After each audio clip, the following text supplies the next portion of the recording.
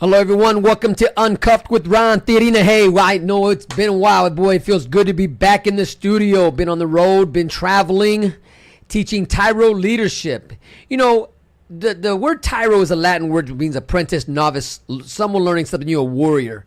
And this is what we are about. We're about fighting for our legacy. There are so many things going on in our world today that it is crazy out there. But I want to talk about something that happened this past week. You know, the verdict is in, right? We're talking about what, Johnny and Amber, right? We're talking about that couple that decided to go Jerry Springer and put all their garbage, all their laundry out there for the world to see. But before we get into that, before I put my 2 cents in there about that verdict and about what I witnessed and what I think about it, hit that like button, subscribe to this channel, give me a thumbs up, and let's share this feed, all right? Let's do that. You know what to do.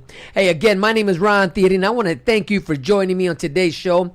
I want to talk a little bit about, there was a winner and there is a loser, right? The verdict is in, and brother Johnny Depp, he won, and sister Amber, right, she lost, and you know what? But the truth is they both lost. I'm going to cut right to the chase and tell you what I think. They both lost, right? They put each other out there, didn't have each other's back. They spewed venom in front of everybody, and they just didn't have a healthy place in life, and they allowed the world to see and witness such chaos, such dysfunction. Here are two grown adults, two grown people throwing a fit and throwing temper tantrums and hurting each other. You see, they got together, but the thing about it is they got together, they were two wounded people. You see, wounded people attract wounded people. Broken people attract broken people. Wounded people hurt wounded people, or wound others. Wounded people wound others, right? You've heard that.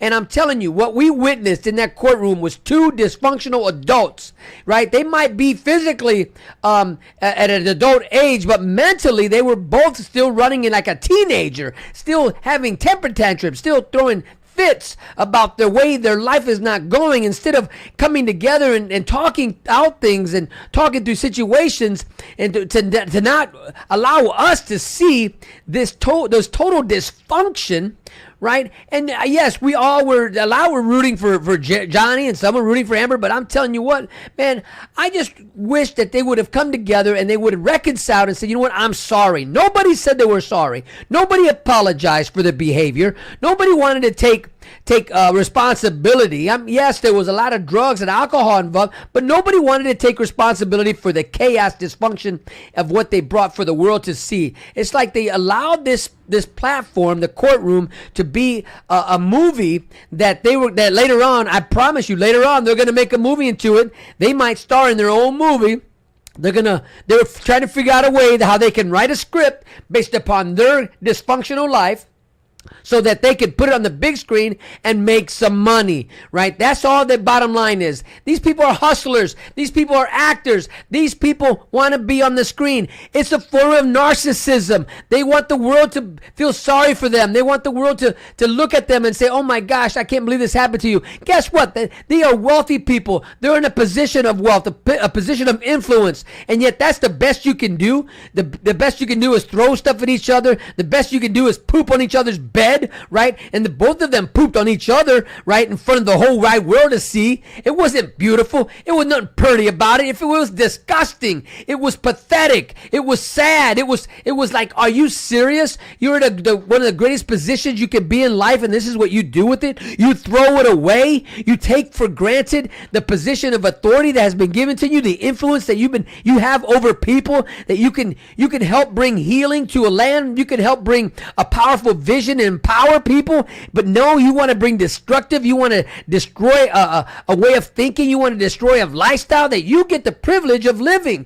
This is a privilege that you have, and yet you took it for granted, and both of them took it for granted. No one's talking about that. They're talking about what was Johnny, what was Amber. They're talking about, oh my gosh, there's a winner. Listen, they both are in the wrong. They both took everything for granted. They both spit in each other's face. There was total It was belittling one another. It was disgusting. It was degrading. It was pathetic. It was nothing champion, nothing courageous about it. Listen to me. There was a lot of domestic violence going on in their house, a lot of domestic issues, all this stuff that could have been resolved had they started seeking help, had they reached out to somebody other than their circle, because birds of a feather, what? Flock together. They couldn't get help from their so-called friends because their friends, if you can't ask an alcoholic to help you get off of drinking. You go to an alcoholic and say, I want to quit drinking, man. Will you help me?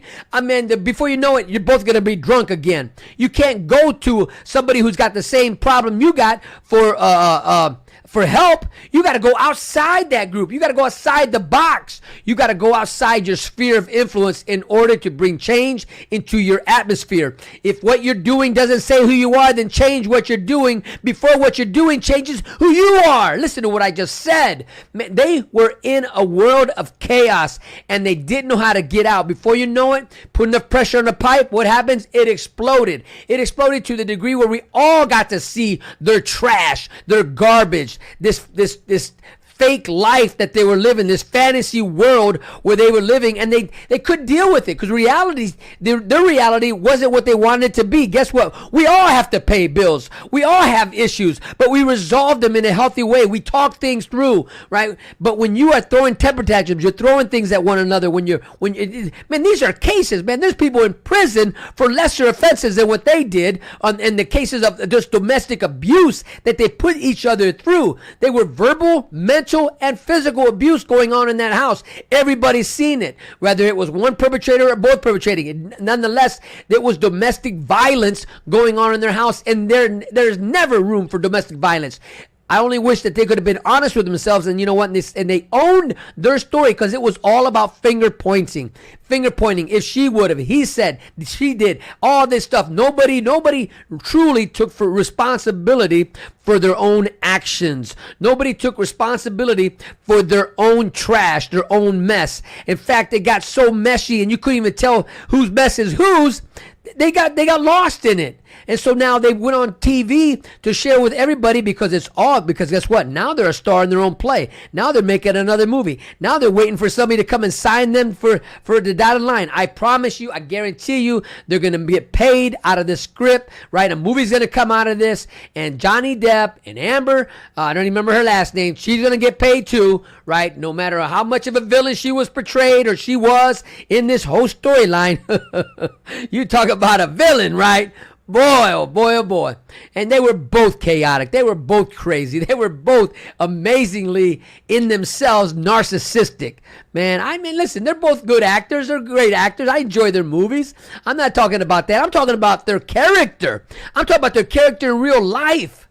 Man, I don't hang around people like that. Listen, if you got a friend like that who's gonna always get high with you and never want to get drunk with you all the time, that's not a friend, man. That's where you're stuck and you can't get out of the rut. These are called drug abuse. This is where you're not able to control your actions because you're addicted. These people were addicted to drugs, to alcohol, to this narcissism attitude where they believe they were above everybody else.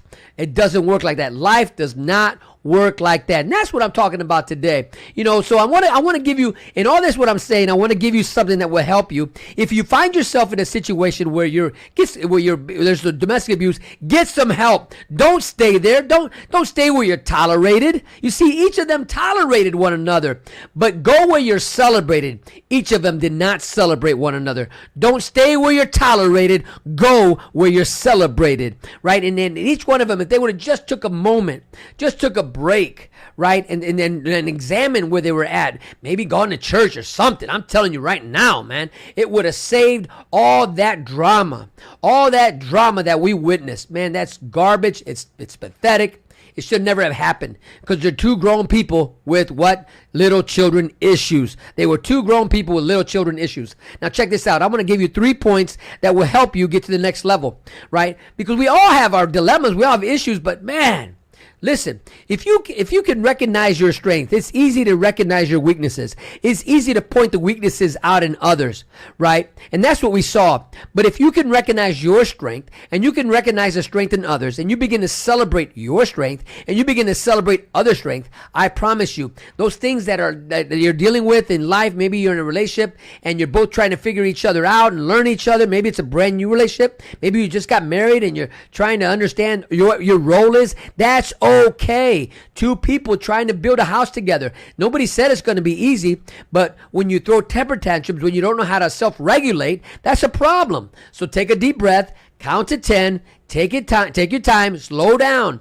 Life is too short to always bicker, right? But remember this, misery what? Loves company. That's right. Misery loves company, right? So that's number one. Celebrate your strength. Celebrate the strength of your significant other. Celebrate the strength of the people around you. It's easy to see the flaws and faults of everyone else, even yourself, and then begin to focus on that. And I promise you, you won't become better. You'll be bitter, right? So that's the first one. Celebrate your strength. The second thing I wrote was celebrate your wins.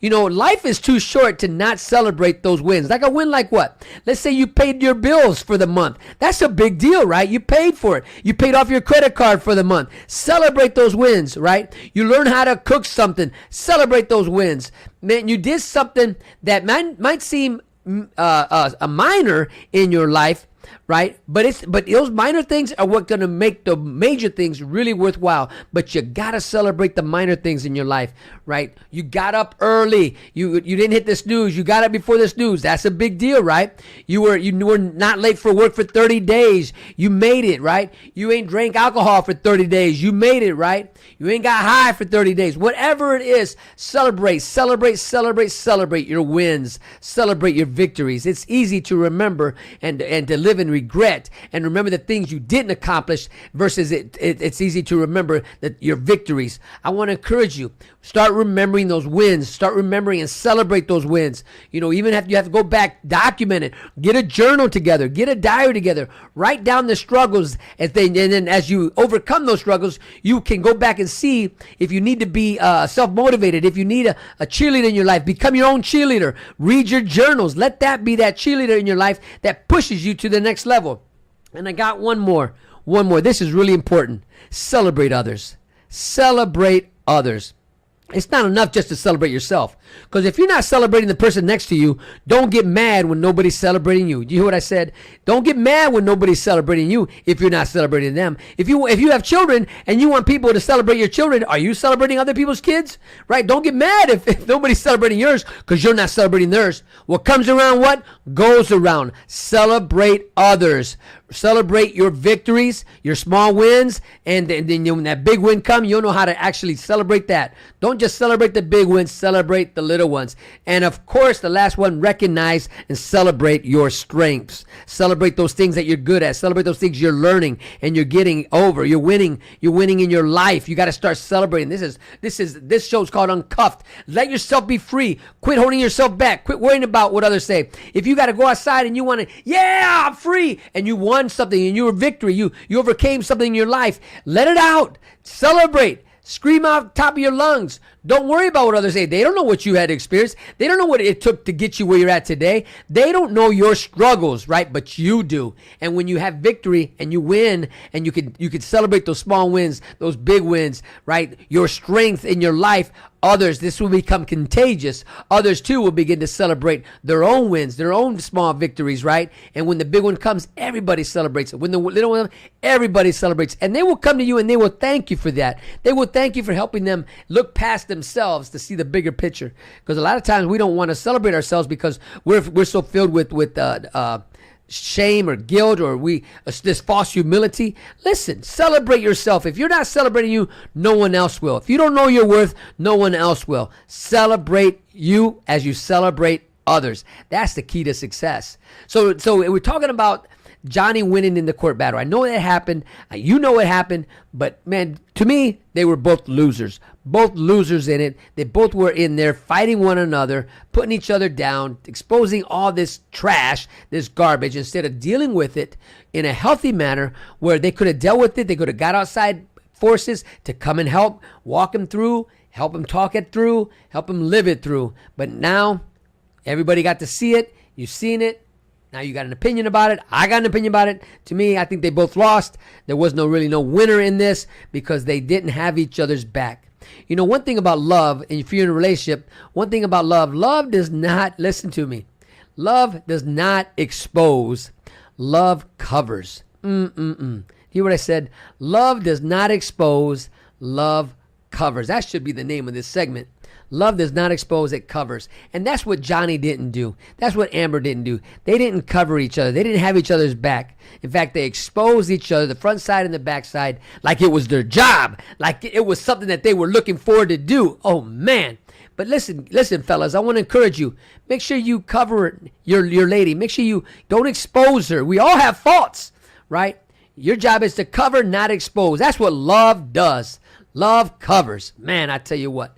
You know, and as we traveled out this past week, my wife and I, you know, I want to encourage you guys to celebrate one another, to celebrate each other, to not give up on one another, right? We're going to have our great days. We're going to have our good days, right? Because as long as you have breath, your story is not over. What I say, as long as you have breath, your story is not over. So don't give up on yourself. Don't give up on your significant other. Don't give up on your family. And don't give up on your friends. Be the cheerleader. Be the CEO of their lives. Chief Encouraging Officer. That's my word for the day. Hey, I'm Ron Thedina. Thanks for joining me tonight on Uncuffed. I hope you got something out of this. Remember, celebrate those small wins. Celebrate your wins. Celebrate others. And, of course, celebrate your strength, not your weaknesses. Celebrate your strength. Hey, my name is Ron Thedina. Always remember, I am celebrating